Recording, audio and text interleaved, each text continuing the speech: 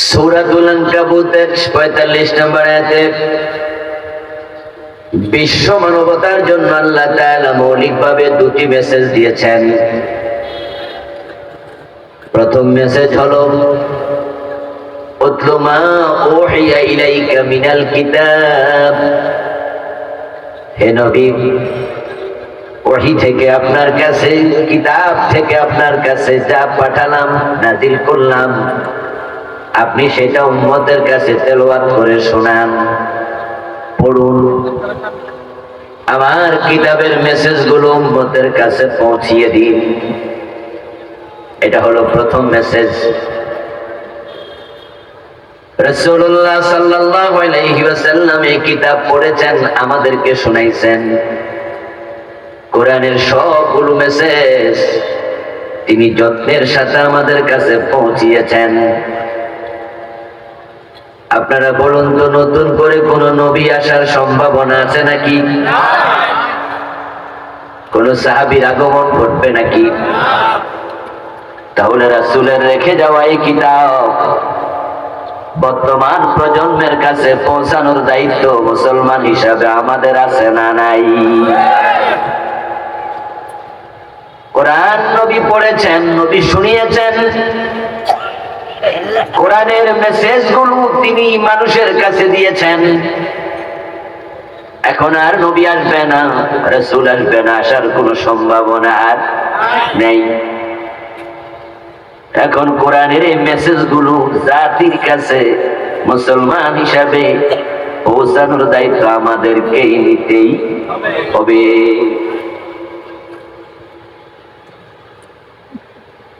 রাসূলুল্লাহ সাল্লাল্লাহু আলাইহি ওয়াসাল্লামের কাছে কোরআনের মেসেজ নাজিল করেন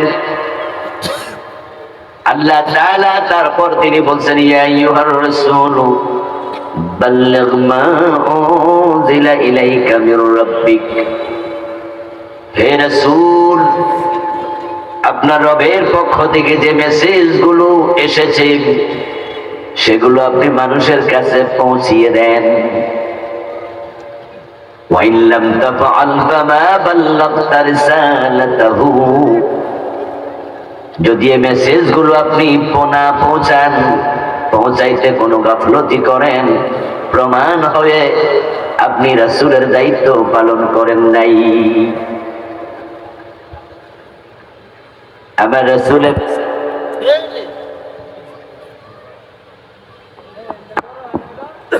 আবার রাসূলের মেসেজগুলো মানুষের কাছে পৌঁছাইতে গিয়ে উনি পাথরের আঘাত খেয়েছেন।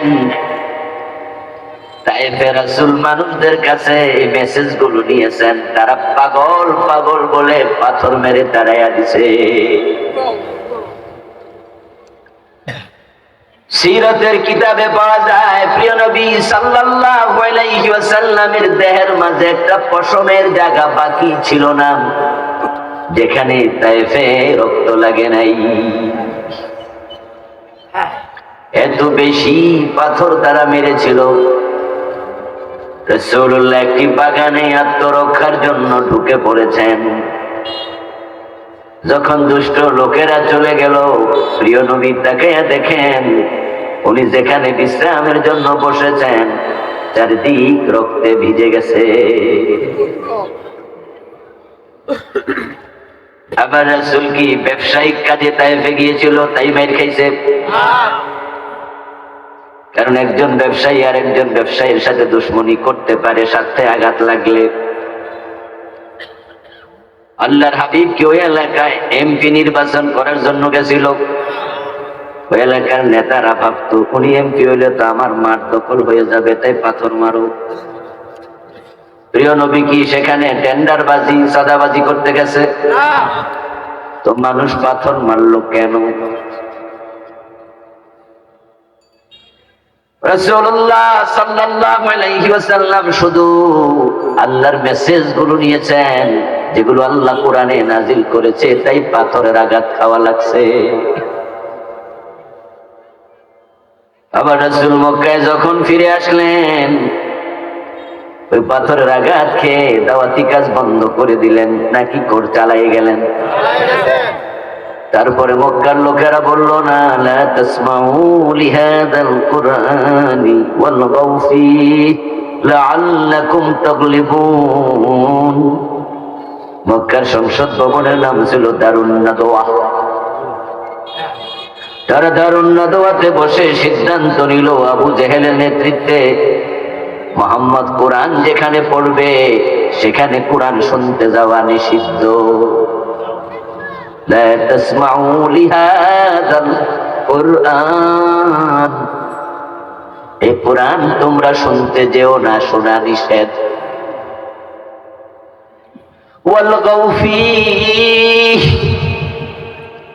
তারা সিদ্ধান্ত নিয়েছে যেখানে কোরআন তেলাওয়াত হবে, মেসেজ পৌঁছানোর অনুষ্ঠান হবে, ওখানে তোমরা মক্কার যুবকেরা গিয়ে গন্ডগোল লাগাইয়া দিও। আবার রাসূল কোরআন শোনাবেন, তারা গন্ডগোল লাগানোর সিদ্ধান্ত নিল।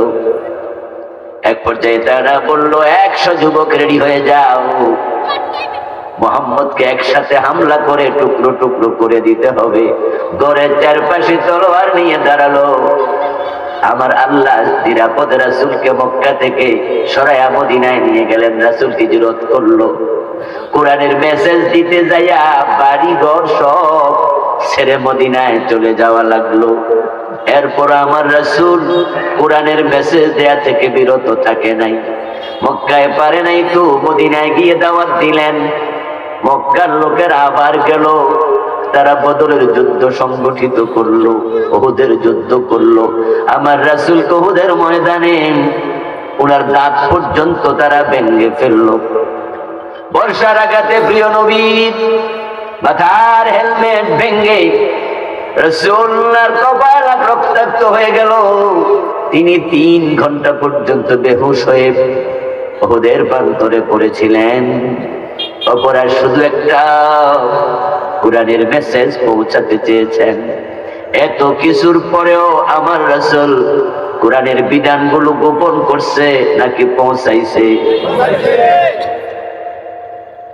আল্লাহর বক্তব্য, ইল্লাম তাফআল ফামা বাল্লাগতা রিসালাতাহু। হে রাসূল, যদি আপনি এই কাজ না করেন প্রমাণ হবে আপনি রাসূলের দায়িত্ব পালন করেন নাই। আবার রাসূল চান নাই আখিরাতে আল্লাহর মুখোমুখি হবেন মামলার আসামি হিসাবে, এটা তিনি চান নাই। তাই মাইর খাওয়ার পরও দিনের দাওয়াত অব্যাহত রেখেছেন। হাশরের ময়দানে কেউ যেন বলতে না পারে উনি উনার দায়িত্ব পালন করে নাই। কোন উম্মত যেন অভিযোগ করতে না পারে আমাদের কাছে উনি কোরআনের মেসেজ পৌঁছায় নাই। ইন্তেকালের আগের বছর বিদায় হজের সময় প্রিয় নবীজি যখন 1,14,000 সাহাবীকে সামনে রেখে ভাষণ দিলেন, মাহফিল কমিটির লোক আছে কি কাছাকাছি? হাত পাকা লাগবে, গরম হচ্ছে। এতগুলো লাইট করে দিচ্ছে, এই লাইটটা তো গরম বানিয়ে দিতেছে। এটা কি খোলা যায়? এটার কারণেই তো কমে যেতেছে। একবার কপাল বরাবর দিয়েছে, জায়গা বাইসা নিয়েছে ঠিকঠাক মতো। 1,14,000 সাহাবীকে রাসূলুল্লাহ সাল্লাল্লাহু আলাইহি ওয়াসাল্লাম সামনে রেখে ভাষণ দিলেন। ভাষণের শেষ দিকে তিনি প্রশ্ন করলেন, আলা হাল বাল্লাগতু, আলা হাল বাল্লাগতু, আলা হাল বাল্লাগতু। বাংলা তো হলো, বলো বলো আমি কি আমার কাছে পৌঁছানো মেসেজ গুলো তোমাদের কাছে পৌঁছাতে পেরেছি? হ্যাঁ, আমার সাহাবারা বলো আমি আল্লাহর দেয়া মেসেজ গুলো পৌঁছিয়েছি কিনা? 3 বার প্রশ্ন করেছেন। সাহাবায়ে কেরাম রাদিয়াল্লাহু তাআলা আনহুম তখন 1,14,000-এর মতো উপস্থিত। তারা সমস্বরে সবাই জবাব দিলেন, নাম, বালা বালা বালা। রাসূল, আপনি সব মেসেজ আমাদের কাছে পৌঁছিয়েছেন, ওহী থেকে একটা কালামও আপনি লুকান নাই। এবার প্রিয় নবী বলছেন, আল্লাহুম্মা আশহাদ, আল্লাহুম্মা আশহাদ, আল্লাহুম্মা আশহাদ।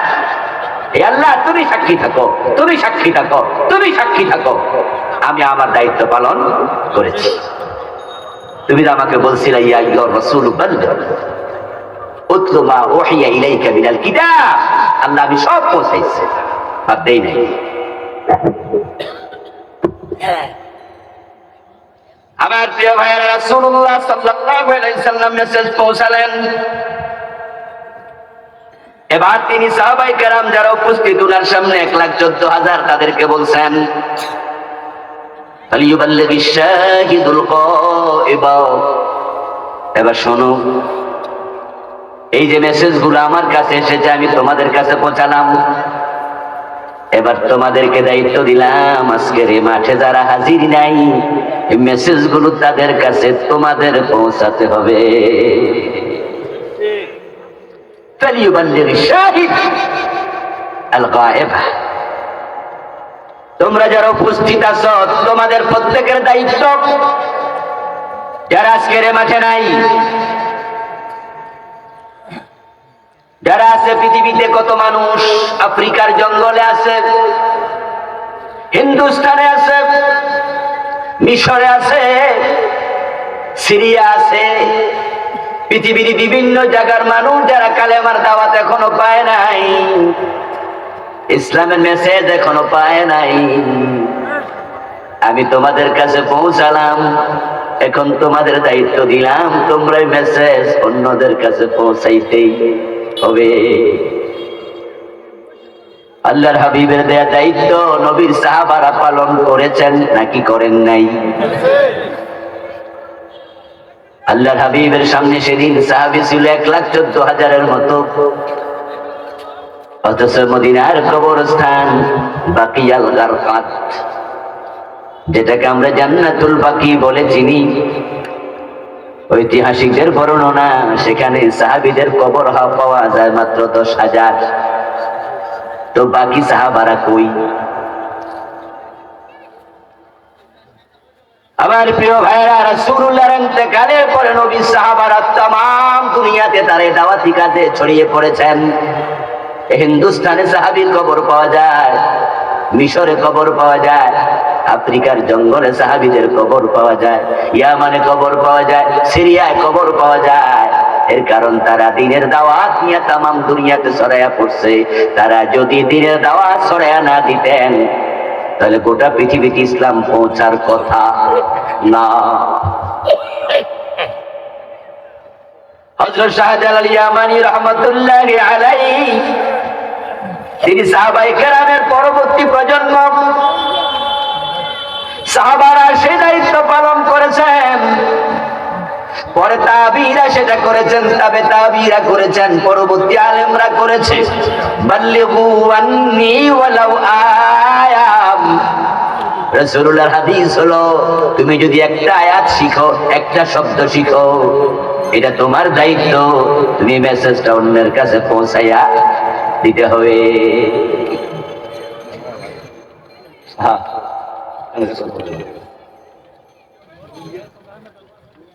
রাসূলুল্লাহ সাল্লাল্লাহু আলাইহি ওয়াসাল্লাম আল্লাহ দেয়া মেসেজগুলো তিনি মানুষের কাছে দিয়েছেন।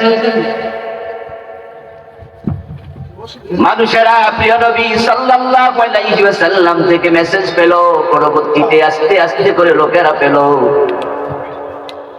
হযরত শাহজালাল রাহমাতুল্লাহি আলাইহি উনার কাছে যখন মেসেজগুলো পৌঁছলো, ওই মেসেজের মাঝে আয়াতটাও আছে, উতলু মা উহিয়া ইলাইকা মিনাল কিতাব। আল্লাহর কিতাব থেকে যে বাণী এসেছে আপনার কাছে আপনি তেলাওয়াত করুন। রাসূলের সাহাবীরা বুঝেছে এই উতলু শব্দের মুখাতাব শুধু রাসূল নয়, কারণ কোরআন শুধু নবী মুহাম্মাদের কিতাব না, কোরআন সকল মুসলমানের কিতাব, ঠিক নয় কি? পরে আছে ওয়াকিমিস সালাহ, ও নবী আপনি নামাজ কায়েম করুন। পরের অংশ হলো ওয়াকিমিস সালাহ, নামাজ পড়ুন। এখন যদি এই শব্দের দিকে তাকায় বলে এটা ওয়াহিদ মুযাক্কারে হাজিরের শব্দ, এক বচন, আল্লাহ বলছে ও নবী আপনি নামাজ পড়ুন, তো রাসূল নামাজ পড়ুক, আমরা পড়বো না, চিন্তা ঠিক হবে? নামাজ কি শুধু রাসূল পড়বে? কথা কয় না কেন লোকেরা? নামাজ পড়া আমাদের জন্য নফল না ফরজ? তো ঠিক উতলুট একই মাসালা। কোরআনের মেসেজ গুলো পৌঁছানো মানুষের কাছে, এটাও আমাদের জন্য ফরজ। আর মেসেজ গুলো এক নম্বরে কাকে দেবেন? এক নাম্বার হলো আপনার পরিবার। কু আনফুসাকুম ওয়া আহলিকুম নারা। এই কোরআন মানুষকে জাহান্নাম থেকে বাঁচাতে এসেছে। এখন জাহান্নাম থেকে আপনি একা বাঁচবেন না পরিবার পরিজনকেও বাঁচাবেন? ভালো করে শুনুন মুসলমান, একা একা জাহান্নাম থেকে বাঁচা যায় না। কারণ মানুষে আল্লাহ বানাইছে অন্যের কল্যাণের জন্য। তাই শুধু নিজের চিন্তায় বিভোর থাকলে আল্লাহর কাছে জবাব দিতে হবে। আল্লাহ কোরআনে বলছে, কুনতুম খায়রা উম্মাতিন উখরিজাত লিন-নাস, তোমরা হলো সৃষ্টির মাঝে সেরা জাতি, তোমাদেরকে অন্যের কল্যাণের জন্য বানাইছি। একা একা যদি জান্নাতে যাওয়া যেত, পরিবেশ নিয়ে, সমাজ নিয়ে, পরিবার নিয়ে চিন্তা না করা লাগতো, নবীরা মাইর খায় কেমনে? কেন মাইর খায়? ব্যক্তিগত ভাবে কোন নবী তো অপরাধ প্রবণ ছিলেন না। ব্যক্তিগত ভাবে কোন নবী তো গুনাহগার নয়। সব নবী চরিত্রের দিক থেকে নাম্বার 1। পাবলিক নিয়ে যদি চিন্তা করা না লাগতো, রাসূল একা একা জান্নাতে যাইতে পারলে মাইর খায় কেন? তাহলে যে কোরআন রাসূলের কাছে আসছে, একা একা পড়বে না মানুষরা শিখাবে? যে বিধান আসছে, একা একা মানবে না জাতিকেও মানাবে? তাই রাসূল মাইর খাইছে, বাহিরে গেছে, দাওয়াত দিছে। এই চিন্তা লালন করছে হযরত শাহজালাল। তাই তিনি ইয়ামান থেকে বাংলাদেশে চলে আসছেন হিজরত করে। উনার জীবনী পড়ুন। শাহজালাল ছিলেন দিনের মুজাহিদ, দিনের দাঈ। উনি কি বাংলাদেশে ব্যবসা করার জন্য আসছে? এই দেশে সুন্দরী মেয়ে পাওয়া যায়, বিয়ে করার জন্য আসছে? অথচ জীবনে শাহজালাল বিয়েটাও করেন নাই, সময়ই পান নাই। এই জন্য ওনাকে মুজাররাদি বলা হয়। শাহজালাল ছিলেন অবিবাহিত মানুষ। আল্লাহ দ্বীনের প্রচারের জন্য আরব থেকে এসেছে ভারত মহাদেশে। এই ভারত উপমহাদেশ কোথায়? আরব, কোথায় ইয়ামান, কোথায় বাংলাদেশ? 800-900 বছর আগে এসেছে, যখন হেলিকপ্টার, বিমান, বাস, ট্রাক, ঠেলা গাড়িও ছিল না, সাইকেল, রিক্সাও ছিল না। সাগর পাড়ি দিয়ে এসেছেন আরব সাগর, ভারত মহাসাগর পাড়ি দিয়ে বাংলাদেশে। তখন তো ইঞ্জিন চালিত নৌকাটাও ছিল না। ডিঙ্গি নৌকা চালায়া মহাসাগরের পানি পাড়ি দিয়ে আসা, জীবনের কত ঝুঁকি। এরপরও এসেছেন। এবার একটু সমান সমান দিয়া রেজাল্ট দেখুন তো, রেজাল্ট দেখুন। আমরা অঙ্কের সমান সমান দিয়া রেজাল্ট লিখি। শাহজালাল যদি বাংলাদেশে না আসতো, হয়তো আমাদের পূর্বপুরুষেরা হিন্দুই থেকে যেত।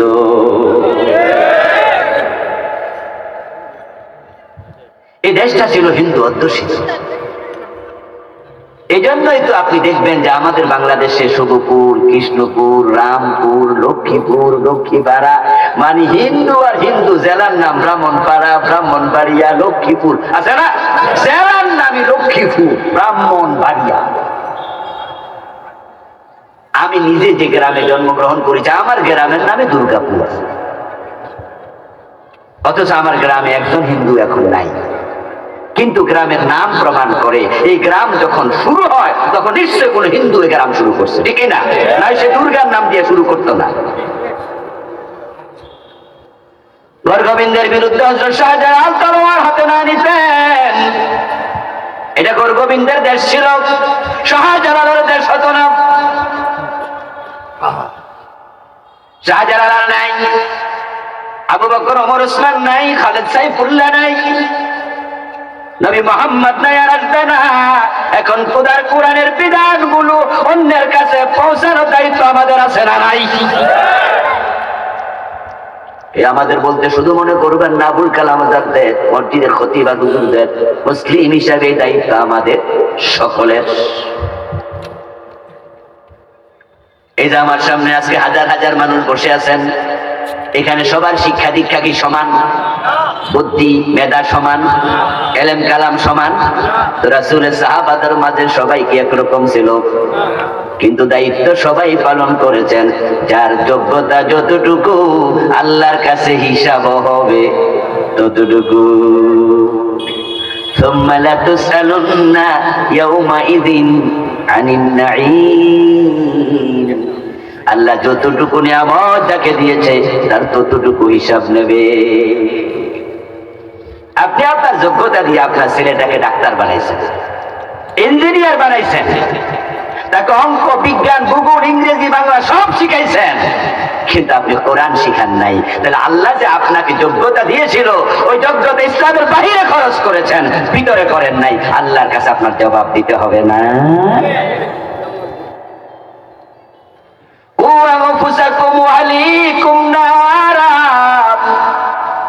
আল্লাহর বক্তব্য হলো জাহান্নাম থেকে নিজে বাঁচো, নিজের পরিবারকে বাঁচাও। এখন জাহান্নাম থেকে বাঁচতে হলে আল্লাহর কোরআনের কাছে আসা দরকার আছে কিনা? তাই উতলু মা উহিয়া ইলাইকা মিনাল কিতাব, ও নবী এই কিতাব থেকে আপনি পড়ুন। যে কিতাব পড়লে, যে কিতাব বুঝলে, যে কিতাব মানলে, যে কিতাব অনুসরণ করলে জাহান্নাম থেকে বাঁচা যায়, বাংলাদেশে সেই কিতাব কোরআন আজকে দারুণ ভাবে উপেক্ষিত। যে কোরআন আল্লাহ নাজিলি করেছে মানুষকে জাহান্নাম থেকে বাঁচানোর জন্য। আল্লাহ বলেছেন কিতাবুন আনজালনাহু ইলাইকা লিতুখরিজান নাসা মিনাজ যুলুমাতি ইলান নূর। ও নবী, আমি এই কিতাব আপনার কাছে নাজিল করেছি, আপনি মানুষগুলোকে অন্ধকার থেকে আলোর পথ দেখাবেন। অন্ধকার মানে জাহান্নাম, আলো মানে আল্লাহর জান্নাত।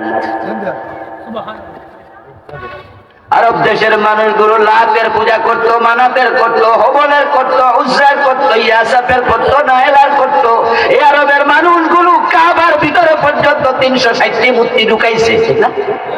360টি মূর্তি আল্লাহর ঘরের ভিতরে ঢুকাইছে।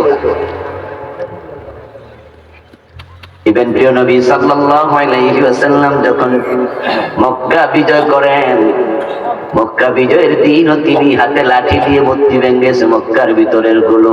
এতে বোঝা যায় মক্কা বিজয়ের আগের দিন পর্যন্ত কাবার ভিতরে মূর্তি ছিল। ইব্রাহিম আলাইহিস সালাম কাবা যখন বানায়, বলুন তো এটা কি মূর্তির ঘর বানাইছে না আল্লাহর ঘর বানাইছে? এটা কি তাওহীদের ঘর ছিল না? তাহলে আরবের লোকগুলো আল্লাহর ঘরে, তাওহীদের ঘরে তারা মূর্তি ঢুকাইছিল। মূর্তি ঢুকানোর কারণে মূর্তি পূজকরা জাহান্নামী হবে। আরব দেশের মানুষ কাবা যখন তাওয়াফ করত, তখন তারা কাপড় খুলে ল্যাংটা তাওয়াফ করত। এভেলেবেল তার উলঙ্গ হয়ে যেত যে কোনো জায়গায়, লজ্জার কোনো বালাই ছিল না। রাসূলুল্লাহর বয়স যখন 33, নবুয়ত পাওয়ার 7 বছর আগে, কোন কোন বর্ণনা পাওয়া যায় বয়স তখন 35, নবুয়ত পাওয়ার 5 বছর আগে মক্কার লোকেরা যখন কাবা ঘর পুনর্নির্মাণ করলো, তখন তারা ইট আনার জন্য লোক রাখলো। লোকেরা ইট সংগ্রহ করে করে, পাথর সংগ্রহ করে করে কাবা ঘর বানাবে, কাছে আনলো। রাসূলুল্লাহর চাচা হযরত আব্বাস রাদিয়াল্লাহু তাআলা আনহু, উনিও কাঁধে করে ইট আনছিলেন। আল্লাহর হাবিবকে ডাকলেন, ভাতিজা আমার সাথে আসো, তুমিও কাঁধে করে কিছু ইট সহযোগিতা করো, আল্লাহর ঘর আমরা পুনর্নির্মাণ করব। আল্লাহর নবী কাঁধে করে ইট দিচ্ছিলেন। এই অবস্থা হযরত আব্বাস তাকে দেখে ভাতিজার ফিট কাঁধের জায়গাটা লাল হয়ে গেছে, কারণ নবী ছিলেন এত সুন্দর, ওনার সৌন্দর্য চাঁদের চেয়েও বেশি।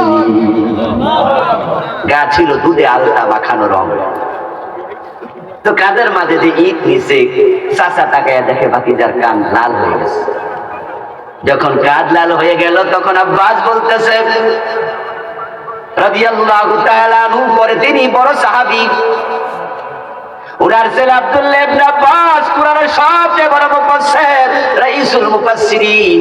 ওই আব্বাস রাসূলুল্লাহর বয়সে 2 বছরের বড় ছিলেন। আপন চাচা আব্বাস এবং আব্দুল্লাহ আপন ভাই। তো ভাতিজাকে বলতেছে, ভাতিজা তোমার কাঁধে তো দাগ পড়ে গেছে, তুমি তোমার লুঙ্গিটা খুলে একটু কান্দে দাও। আমার মতো আমি যখন এমন লুঙ্গি খুলে কান্দে লইছি, এখন কাঁধের মাঝে আমি ইট রাখি, আমার কাঁধে আর দাগ পড়ে না, তুমিও তোমার লুঙ্গি খুলে কাঁধে দাও। সহিহ বুখারীতে পাওয়া যায় প্রিয় নবী সাল্লাল্লাহু আলাইহি ওয়াসাল্লাম লুঙ্গিটা খুলেছেন, কোন কোন আলেম বলেন খুলতে চেয়েছেন কাঁধে রাখার জন্য, এর মাঝে রাসূলুল্লাহ বেহুশ হয়ে মাটিতে পড়ে গেলেন।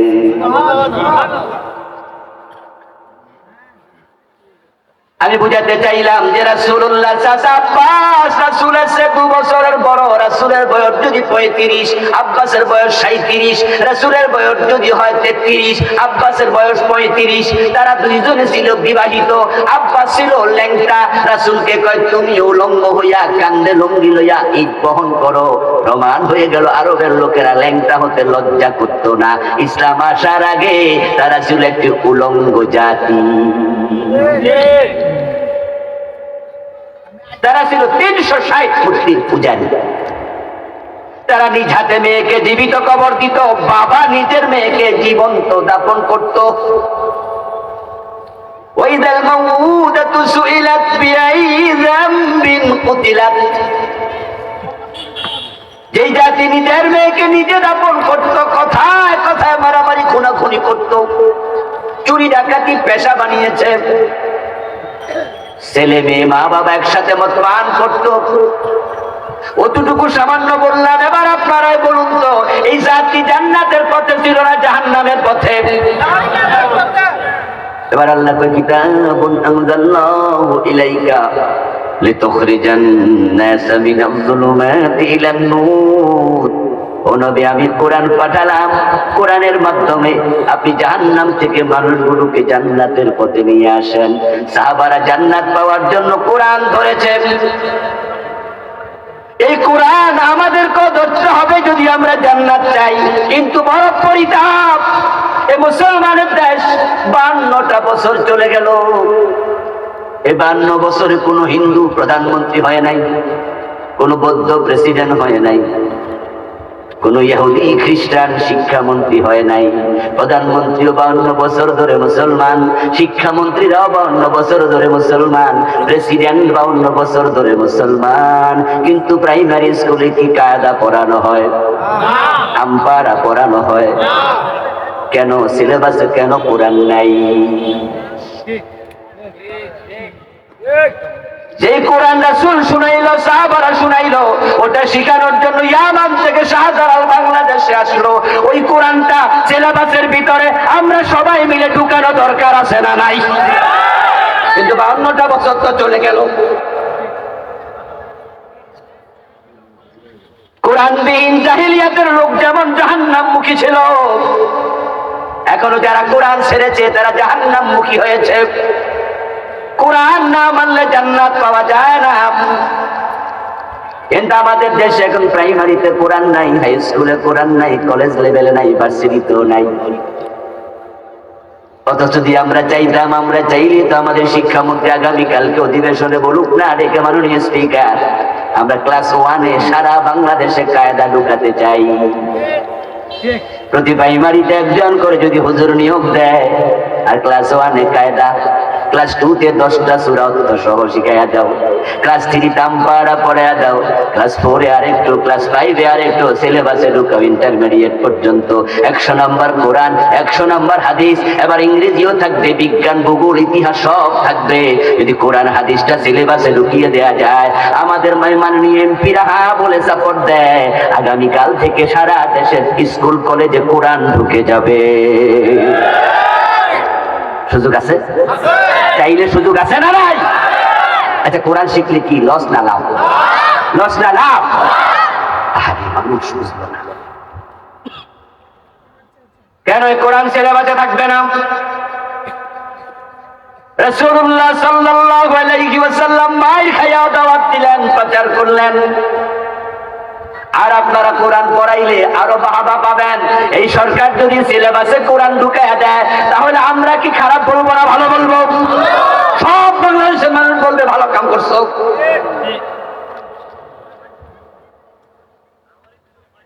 কারণ মুসলমান দলীয় দৃষ্টিভঙ্গি থেকে যেই যেই দল করুক না কেন, আল্লাহর কোরআন শিখুক, এ বিষয়ে কেউ বিরোধিতা করার কথা না। বরং কোরআন তো নাই, ইসলামে যা ছিল উল্টা জাটাইয়া বিদায় করার পরিকল্পনা চলছে। অন্যের ইশারায় বাংলাদেশের সিলেবাসে ট্রান্সজেন্ডার ঢুকাইয়া দিছে, অন্যদের ইশারায় বিবর্তনবাদ ঢুকাইছে। গতবার কইছিল মানুষ নাকি বান্দর ছিল, আর এবার শরীফের শরীফা বানাইয়া দিছে। কুফরি আসছে, কুফরি সিলেবাসে কুফরি করছে। সিলেবাসে কারা করছে সব? কাদের প্রেসক্রিপশন? যদি চুপ করে থাকার উপায় নাই, চুপ করে থাকলে আপনি মুসলমান, আপনার সন্তান কাফের হয়ে জন্ম নেবে, শেষ করে দেবে প্রাইমারি। এই যে গত জানুয়ারি মাসে আমরা বিবর্তনবাদের বিরুদ্ধে কথা বলেছি। হঠাৎ করে 2023 সালের জানুয়ারির 1 তারিখে বই উৎসব যখন হলো, 2 তারিখ থেকে আমরা জানলাম, ফেসবুকে আসলো, বিভিন্ন মিডিয়ার মাধ্যমে জানলাম বিবর্তনবাদ সিলেবাসে এসেছে। কিছু বান্দরের ছবি, কিছু মানুষের ছবি দিছে, যে মানুষের পূর্বপুরুষ বাদর ছিল। এমন একটি কথা কে বা কারা কোন সময় কোন পাগলে বলে গেছে, ওটা বলুক গা, আপনারা কত কথাই বলে। আচ্ছা, হিন্দুরা কি দুর্গারে মা ডাকে না? কথা বলেন, মা ডাকে? তাহলে আমি রাখবো? তার ব্যাপার, এটা তাদের ব্যাপার। মানুষ বাঁদর ছিল, গবেষণা করে নাকি এক লোকে পাইছে। পাগলের নাম কি ছিল মনে আছে? ডারউইন। আচ্ছা, ডারউইন যদি মনে করে মানুষ বান্দর ছিল, তো এদের বাপের দাদা বান্দর থাকলে আমরা কি? কিন্তু তার মতবাদ কি আমরা শিখবো? মুসলমানের পূর্বপুরুষ কি বাঁদর না আদম? মানুষের প্রথম ব্যক্তিকে বাঁদর না আদম? হযরত আদম প্রথম পুরুষ, এটা কোরআনে আছে কিনা? এখন যদি সিলেবাসে এইটা থাকতো, তাহলে আমাদের ক্লাস 6-7 এর পোলাপান জানতো যে না, আদম নয়, মানুষের প্রথম পুরুষ ছিল বানর। এখন কোরআনে আল্লাহ তাআলা বললেন মানুষের প্রথম পুরুষ আদম। এখন সিলেবাসে ঢুকলো বানর। আর যারাই বিশ্বাস করবে মানুষের প্রথম পুরুষ বানর, কোরআনের সেই আয়াতগুলো স্বীকার করার কারণে সবগুলো কাফের হয়ে যেত। তাহলে কি হতো? আমাদের ক্লাস 6-এ যত বাচ্চা বাংলাদেশে পড়ে, ওটা বিশ্বাস তাদেরকে করতে হতো, সিলেবাসে যেহেতু আছে, পড়তে হতো, লিখতে হতো, মানতে হতো। ক্লাস 6-এ প্রজন্ম কাফের হয়ে যেত।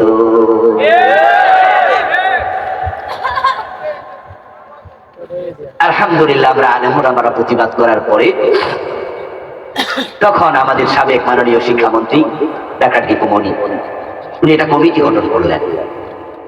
ওই কমিটি কয়েকদিন পর্যন্ত ওয়ার্ক করে, গবেষণা করে তারা রিপোর্ট করলো সরকারকে যে হ্যাঁ, সিলেবাসে এটা ঢুকেছে, যেটা বাংলাদেশের সংস্কৃতির সাথে মানানসই না, এটা আমরা বিশ্বাস করি না। তখন সরকারি আদেশ হলো সিলেবাস থেকে তা পড়ানো স্থগিত করা হলো। কথা বুঝেন? আমরা মুসলমানরা কথা বলেছি, আলেমরা আমার কথা বলেছে, সিলেবাস এটা পড়ানো বন্ধ। কথা যদি না বলতাম তাহলে মানুষ কাফের হতো। গতবার একটা শেষ, এবার 2024-এর জানুয়ারির 1 তারিখ আবার বই উৎসব হলো। ওই বই উৎসবে হঠাৎ করে আমরা দেখলাম ক্লাস 7-এর বইতে ঢুকাইছে ট্রান্সজেন্ডারের গল্প। হঠাৎ করে কোন একজন নারী তাকে বলবে পুরুষ, কোন একজন পুরুষ তাকে বলবে নারী। এরকম একটা কাহিনী সুন্দর করে বানাইছে, নাম দিছে শরীফ, শরীফার গল্প নামে। হঠাৎ করে শরীফ নামের ভদ্রলোক কিছুদিন পরে নিজেরে বলবে শরীফা, আবার শরীফা কয়েকদিন পরে নিজেরে বলবে শরীফ। এটা নাকি পাবলিক মানতে হবে, এরকম চিন্তা মাথায় ঢুকাইছে। অর্থাৎ একজন যুবক তাকে চাইলে যুবতীও দাবি করতে পারে, এতে কোনো অসুবিধা নাই। এটার নাম দিয়েছে ট্রান্সজেন্ডার, যেটা সিলেবাসে এখনো আছে, বহাল আছে ক্লাস 7-এর বইতে। প্রবলেমটা কোথায়? প্রবলেমটা হলো যে আল্লাহর কোরআনের পুরা বিরোধী। কারণ আল্লাহ তাআলা মানুষকে বানিয়েছে দুরকম, রিজালান কাসীরা ওয়া নিসা। আল্লাহ বলে আদম এবং হাওয়া প্রথম পুরুষ, প্রথম নারী। ওয়া বাসসা মিনহুমা রিজালান কাসীরা ওয়া নিসা। আমি আল্লাহ দুইজন থেকে অগণিত পুরুষ বানাইছি, অগণিত নারী বানাইছি। ইসলামে নারী পুরুষ ছাড়া আর কোন জেন্ডার নাই। তাই হিজরা যারা, হিজরাদেরকে তৃতীয় লিঙ্গ বলা যাবে না, হিজরাদেরকে থার্ড জেন্ডার বলা যাবে না। ইসলাম এটার অনুমতি নাই।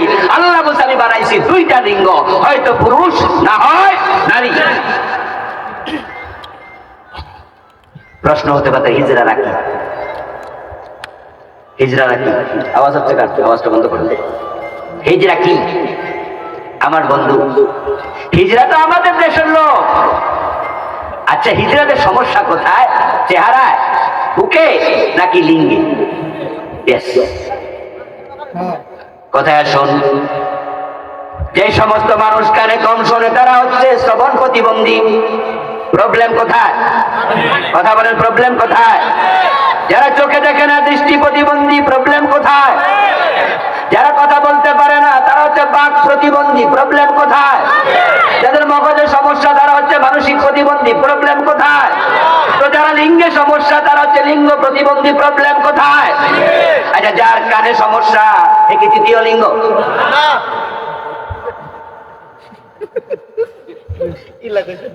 কথা বুঝেন কিন্তু? এটা ইসলাম, এটা ঈমান, আম খেলি নয়। কেউ কেউ বলতেছে আমরা তো ট্রান্সজেন্ডার বলতে হিজড়া বুঝাইছি। আজীব তো।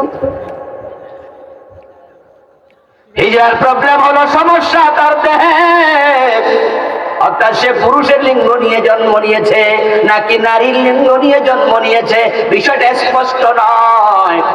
আল্লাহ তার লিঙ্গের মাঝে একটু দোষ দিছে। কারো জিহ্বায় দোষ, সে কথা বলতে পারে না। কারো চোখে দোষ, দেখতে পায় না। যার চোখে প্রবলেম তাকে আমরা দৃষ্টি প্রতিবন্ধী বলি, তাকে আমরা থার্ড জেন্ডার বলি না। যার লিঙ্গটা পুরুষও না নারীও না তাকে আমরা বলবো লিঙ্গ প্রতিবন্ধী, যৌন প্রতিবন্ধী। তাকে থার্ড জেন্ডার বলে সমাজ থেকে বাইরে রাখা যাবে না, তাকে সমাজের মানুষ বলতে হবে, কারণ তার বাকি অংশটা হয়তো নারী না হয় পুরুষ। ঠিক না? আচ্ছা, হিজরার মাঝে যারা পুরুষ তাদের কি দাড়ি ওঠে না? মোচ ওঠে না? হিজরা যারা পুরুষ তাদের কি বুক উঁচু হয়? তো প্রবলেমটা এক জায়গায়, সেটা তো ওখানে। তো তুমি তাকে নারী পুরুষ চিহ্নিত করতে প্রবলেম কোথায়? কারণ হিজরা পুরুষ হইলে দাড়ি উঠবে, মহিলা হলে দাড়ি উঠবে না। একজন মহিলার যা একজন হিজরা নারী টাইপের যৌনাঙ্গ সমস্যা, অন্য অঙ্গ হুবুতা। মেয়ে হিজড়ার মুখে কি দাঁড়িয়ে ওঠে? কথা বলতে হবে, দাঁড়িয়ে ওঠে। যারা মেয়ে হিজড়া তাদের কি বুকে মাংস হয় না? স্তন বড় হবে। এটা নারীদের সিস্টেম। এখন তার নাম থার্ড জেন্ডার দিয়া তাকে আজকে অপমান করা হচ্ছে। হিজড়াদেরকে বাড়িতে জায়গা দেয় না, ঘরে জায়গা দেয় না, স্কুলে পড়াতে চায় না। হিজড়ারা মানবতর জীবন যাপন করে, রাস্তাঘাটে মানুষ থেকে চাঁদাবাজি করে ভিক্ষা করে জীবন কাটাতে হয়। এটা করা যাবে না। হিজড়াদেরকে তাদের অধিকার দিতে হবে।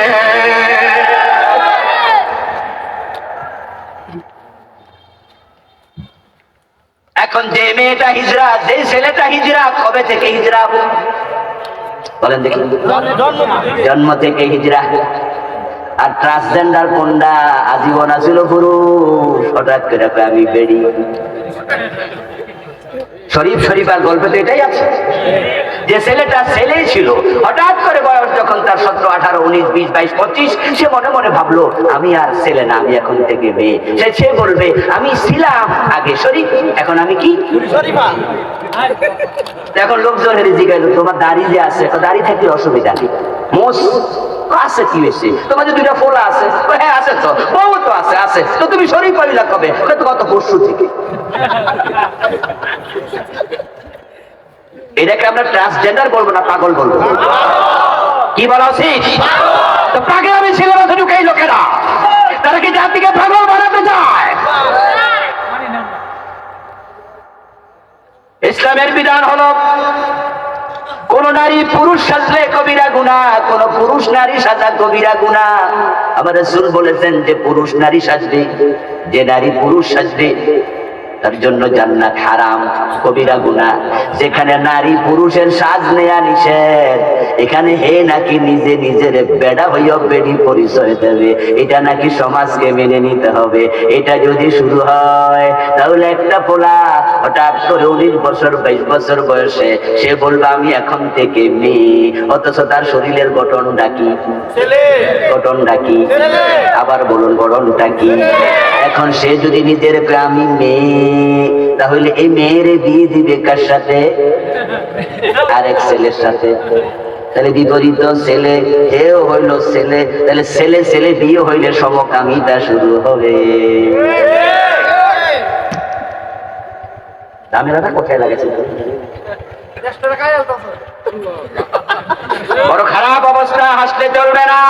যদি ট্রান্সজেন্ডার দেশে থেকে যায়, কয়েকদিন পরে মেয়ে মেয়েরে বিয়ে করবে, ছেলে ছেলেকে বিয়ে করবে, যেটা আমেরিকায় পাশ্চাত্যে অলরেডি আইন হয়ে গেছে।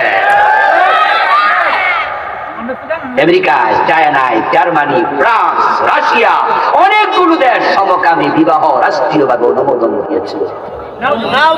ও দেশে ছেলেরা ছেলেদের বিয়ে করে, মেয়ে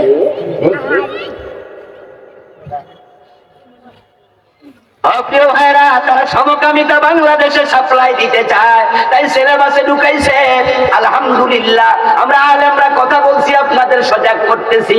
যখন এগুলো নিয়ে ফেসবুকে লেখালেখি হলো, বিভিন্ন টেলিভিশনের টক শো হলো, এবং ব্রাক ইউনিভার্সিটির একজন টিচার আসিফ মাহতাব একটা বই ছিঁড়ে ফেললো, রাষ্ট্রের নজরে আসলো। আলহামদুলিল্লাহ, বর্তমান শিক্ষামন্ত্রী নওফল সাহেব তিনি একটা কমিটি অলরেডি করে ফেলেছেন, 5 সদস্য বিশিষ্ট। ওই কমিটির প্রধান হচ্ছেন আরাবিক ইউনিভার্সিটির VC professor doctor Abdur Rashid. 5 জন তারা অলরেডি গবেষণা করছে এটা নিয়ে। আমরা বিশ্বাস করি গতবারের বিবর্তনবাদের বিরুদ্ধে ওই কমিটি যেমন রিপোর্ট দেয়াতে এটা থেমে গেছে, এই 5 জন একই রিপোর্টে দেবেন। বাংলাদেশে ট্রান্সজেন্ডার চলতে পারে না, এই মতবাদ আমরা মানি না। যদি তারা রিপোর্ট না দেয়, কিভাবে বন্ধ করতে হয় বাংলার মুসলমান দেখায়া দেবে। আমরা আমাদের বাচ্চাদেরকে কাফের হতে দেব না।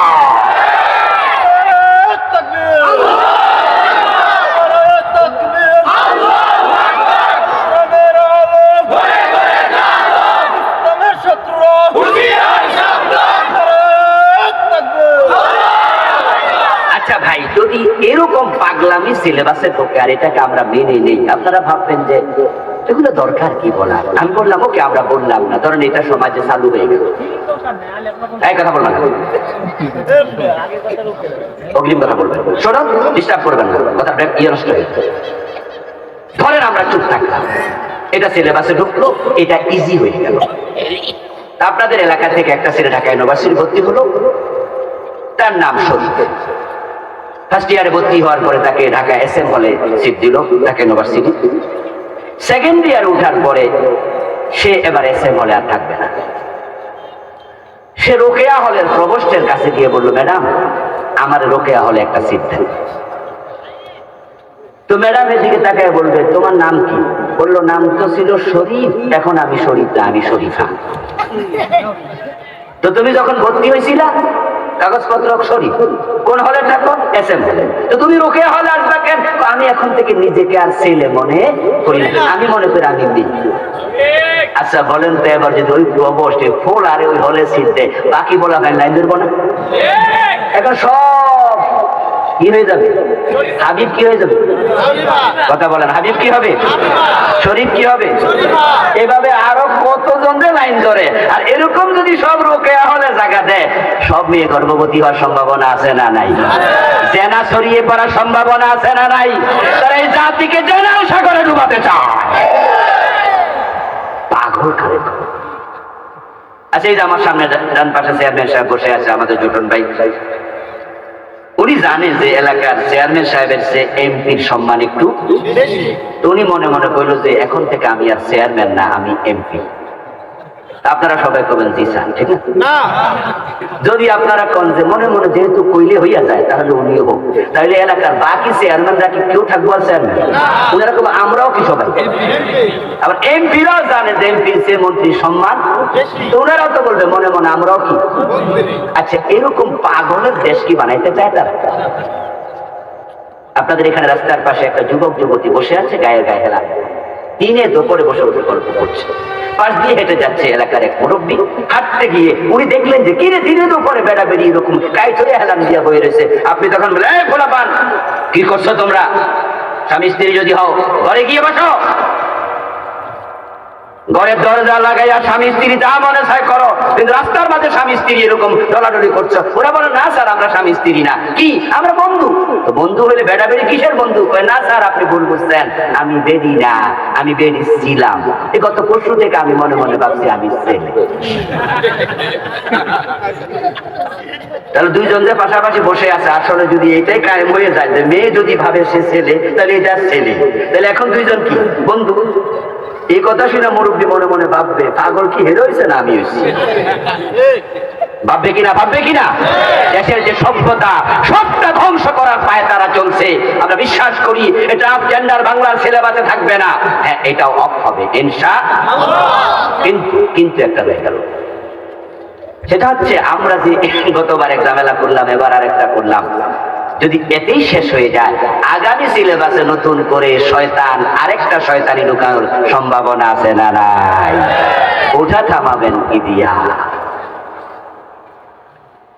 এই জন্য আমরা সরকারের কাছে অনুরোধ করব, যারা এই দেশের সিলেবাসে কোরআন বাদ দিয়া কুফরি ঢুকাতে চায়, শুধুমাত্র কুফরির অংশটুকু কেটে দিলে হবে না। যারা এই শিক্ষাক্রম পাঠ্যক্রম লাগাইছে তাদেরকেও বিচারের আওতায় আনতে হবে, তাদের জেল দিতে হবে।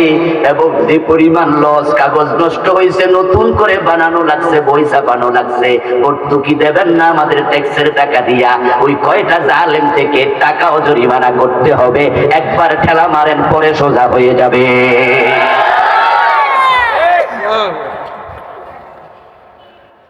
এখন যেই দেশের সিলেবাসে এক একটা কুফরি এক এক বছর ঢোকে, এবার আপনাদের কাছ থেকে জবাব চাই, ওই সিলেবাস পড়ে আমাদের সন্তানরা জান্নাতমুখী হবে না জাহান্নামমুখী হবে? এখন জান্নাতমুখী করতে চাইলে নিজের সন্তানদেরকে কোরআন শেখানো দরকার আছে না না?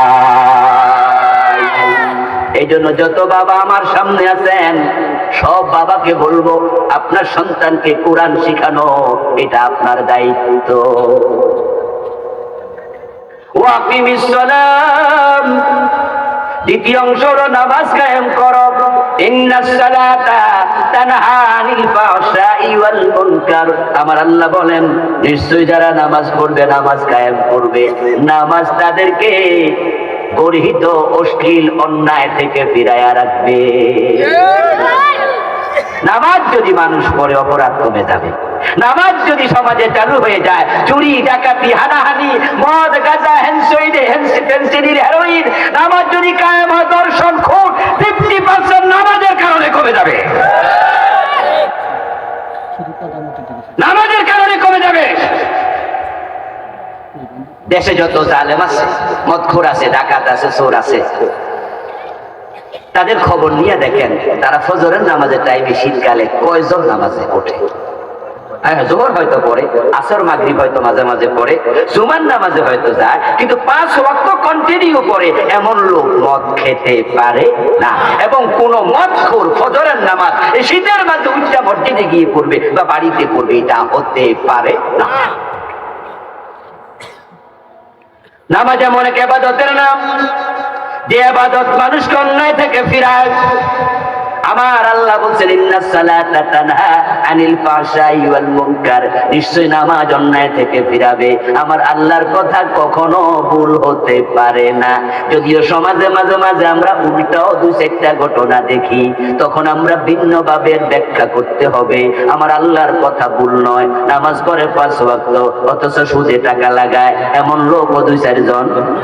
নামাজ পড়ে 5 ওয়াক্ত, ঘোষণা দিলে পাইলে সাইন করে না এমন 2-4 জন নামাজি অফিসারও 5 ওয়াক্ত নামাজ পড়ে, বইনের জমি দখলে রাখে, বইনের জমি চাইলে জমি দেয় না এমন নামাজি 2-4 জন ভাইও আছে। 5 ওয়াক্ত নামাজ পড়ে, মসজিদেরও সেক্রেটারি, সভাপতি, এলাকার নেতা টাইপের লোক বিচার করে, ইমামের পিছনে দাঁড়ায় 5 ওয়াক্ত নামাজ পড়ে, অথচ বিচারে গেলে ঘুষ খাইয়া বিচারটা উল্টাইয়া দেয় এমন 2-4 জন নামাজিও আছে। আসেনি? ওদের নামাজ ওদেরকে সুদ থেকে ফিরাতে পারলো না কেন? আল্লাহ তো বলছে নিশ্চয় নামাজ অন্যায় থেকে ফিরায়। ওদের নামাজ ওদেরকে ঘোষ থেকে ফিরাতে পারলো না কেন? আল্লাহ তো বলছে নিশ্চয় নামাজ অন্যায় থেকে ফিরায়। আল্লাহর কথা যদি ঠিক হয় তাহলে বুঝতে হবে তোমার নামাজ নামাজ না, এটা অভিনয়। তোমার নামাজ আল্লাহ পর্যন্ত পৌঁছেনি, তোমার নামাজ কবুল হয়নি, তোমার নামাজের প্রাণ সৃষ্টি হয়নি। প্রাণহীন নামাজ অন্যায় থেকে ফিরাতে পারে না। প্রশ্ন হতে পারে নামাজ কেন প্রাণহীন? উত্তর হলো নামাজগুলো বাংলাদেশের মানুষ পড়তেছে অনেকে মন মতো, নামাজগুলো রাসূলের মতো নয়। অথচ ইবাদত কবুল হওয়ার জন্য রাসূলের সাথে ইবাদত মিলতেই হবে। আমার রাসূল মাগরিবের ফরজ করছে কয় রাকাত? মাশাআল্লাহ, একটু কথা বলেন ভাইরা, কয় রাকাত? কেউ যদি নিজে মনে করে আমি 4 রাকাত করবো, 1 রাকাতের সওয়াব নিশ্চয়ই বেশি হবে, না নামাজ বাদ হবে? চতুর্থ রাকাতে বেড়া কি সোনার বাংলা গান গাইছি, তো বাদ হবে কেন? কেউ যদি চতুর্থ রাকাত নামাজ পড়ে মাগরিবের সময় 1 রাকাত বেশি পড়ে, তার যুক্তি হবে 3 বার সুবহান রাব্বিয়াল আলা বেশি পড়ছি, 2 সিজদায় 6 বার, সুবহান রাব্বিয়াল আযীম 3 বার পড়ছি, 1 রাকাত যে বেশি পড়ছি অন্যের তুলনায় 9 বার তাসবিহ বেশি পড়ছি, সূরা ফাতিহা 1 বার বেশি পড়ছি, রুকু 2-1টা বেশি দিছি, সিজদা 2টা বেশি দিছি, আমার সওয়াব বেশি হবে না কেন? আপত্তি কোথায়? উত্তর আমরা একটাই দেব, তোমার নামাজটা সুন্দর হয়েছে, 1 রাকাত বেশি হয়েছে, সিজদা বেশি হয়েছে, রুকু বেশি হয়েছে, কেরাত শুদ্ধ হয়েছে, কেরাতে প্রতি অক্ষরে 10 নেকি পাওয়ার কথা, সব ঠিক, কিন্তু প্রবলেম এক জায়গায়, রাসূলের সাথে মিল নাই। ইবাদত কবুল হওয়ার জন্য রাসূলের সাথে মিলতে হবে। এখন যাদের নামাজ তাদেরকে অন্যায় থেকে ফিরাতে পারে না, তারা এবার শোনেন, 5 ওয়াক্ত নামাজি অথচ সুদে টাকা লাগাইয়া বসে আছে, এমন সুদখোর নামাজি আজকের মাহফিলে 2-4 জন আছে। বেশি নাই, বেশি নাই না ভাই, বেশি গুলো অনেকে কষ্ট পাইব, দরকার কি এত শক্ত হওয়ার? একটু সফটলি বলতেছি, একজনই থাকুক না, ওই একজনে শুনুক। বাবা মরে গেছে 10 বছর, 5 বছর আগে বোনের জমি দেয় নাই, জোর করে দখলে রাখছে, এমন ভাই এখানে 2-4 জন আছে না নাই? বাজারে দুধ নিতে যখন যাই বিক্রি করতে, আস্তে করে একটু পানি মিশাইয়া দেয়, ওজনে যখন দেয় কম দিয়ে দেয়, মালে ভেজাল দিয়ে দেয়, এমন 2-4 জন ব্যবসায়ী আছে না নাই? তোমার নামাজ তোমাকে অন্যায় থেকে ফিরাতে পারে দোস্ত, কারণ তোমার নামাজটা ঝামেলাপূর্ণ। আমার রাসূলুল্লাহ বলেছেন, সাল্লু কামা রাআইতুমুনি উসাল্লি, নামাজ পড়ো সেভাবে আমি নবী মুহাম্মদকে পড়তে দেখেছো যেভাবে, অথচ আমরা তো দেখি না সেভাবে হয়। রুকু দিয়া সোজা হয়ে খাড়ায় না, 2 সিজদার মাঝখানে সোজা হইয়া বসে না, মুরগি যেমন আদার খায়, খাবার খায়, টুক টুক করে সিজদা মারে, এমন নামাজি আছে না নাই? অথচ রুকু থেকে সোজা হয়ে দাঁড়ানো ওয়াজিব, 2 সিজদার মাঝখানে সোজা হয়ে বসাটা ওয়াজিব। এই যে রমজান মাস আসতেছে, দেখবেন ইবাদতের ঠেলা কারে কয়। রমজান আসবে, সবাই আজ থেকে জামা কাপড় কিনা প্রস্তুত, ইবাদত বাড়ায় দিতে হবে। হুজুর 20 রাকাত তারাবি, 1 রাকাত কম চলবে না, আরেক দল কয় 8 রাকাতের বেশি করবো না, তারাবি নিয়ে ঝগড়া ফাসাদ শুরু হবে, তারাবিতে সবাই দৌড়াইয়া যাবে, ভালো ভালো যাও যাও যাও। এখন নামাজ পড়তে যাইয়া হুজুরের কানে কানে কয়, হুজুর আপনি যেমনে ধীরে ধীরে পড়েন, মুসল্লি কিন্তু থাকবো না, তাই বিমানের গতিতে চালাইয়া দেন। 20 রাকাত তারাবি 18 মিনিটে শেষ, এমন মসজিদ আছে না নাই? আমার রাসূলের সাথে তোমার নামাজের 10% মিল নাই, বরং এই নামাজে দাঁড়াই আল্লাহর সাথে ফাজলামি করছে, তামাশা করছে, রীতিমতো বেয়াদবি করতেছে।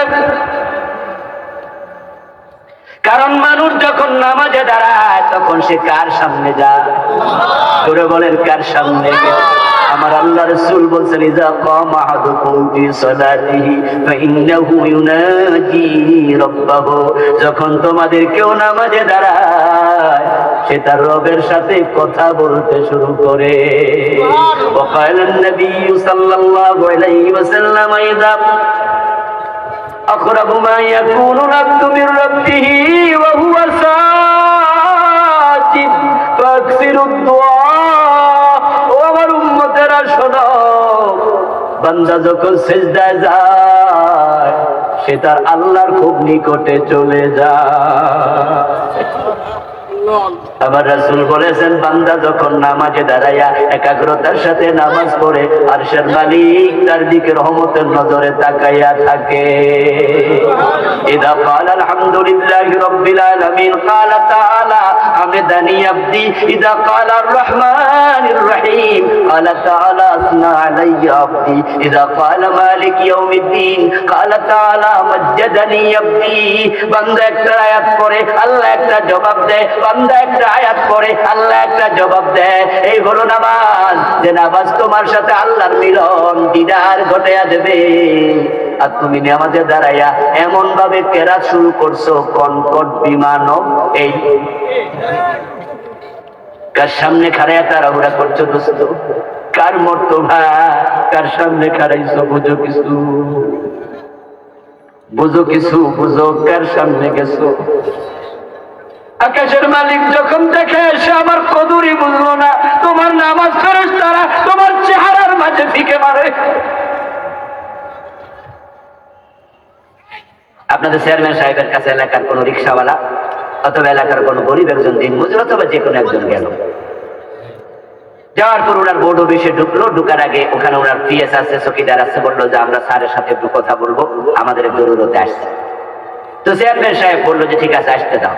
ও বেটা ভিতরে ঢুকলো, ভিতরে ঢুকে বললো, চেয়ারম্যান সাহেব আসসালামু আলাইকুম ওয়া রাহমাতুল্লাহ, আমার জরুরি কিছু কথা আছে, আমি কিছু আবেদন নিয়ে এসেছি, কিন্তু আমার হাতে সময় বড় কম, এই জন্য আমি বলছি আপনি একটু মনোযোগ দিয়ে শুনুন তো। এরকম বল। চেয়ারম্যান সাহেব কি মাথা খারাপ আইলো কবে? এই এটা ঢুকতে দিছো কেন? তোমার হাতে সময় কম, তুমি ব্যস্ত, তো তোমার আইতে কইছে কেন? আমি ডাকছি তোমার? এই তোমার আমি ডাকছি? বসো, সুন্দর করে বসো। কিন্তু হে বল বুঝাচ্ছে যে না, হে খুব ব্যস্ত।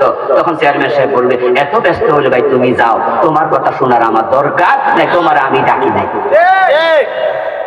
আচ্ছা, আপনারা যারা নামাজে যাইয়া তাড়াহুড়া শুরু কইরা দিলেন, আল্লাহ আপনারা ডাকছেন? আল্লাহ কই যাই আমার সেটা গেলেন কেন? আপনি নামাজে দাঁড়িয়ে কি বলছেন? ইয়াকা নাবুদু ওয়া ইয়াকা নাস্তাঈন।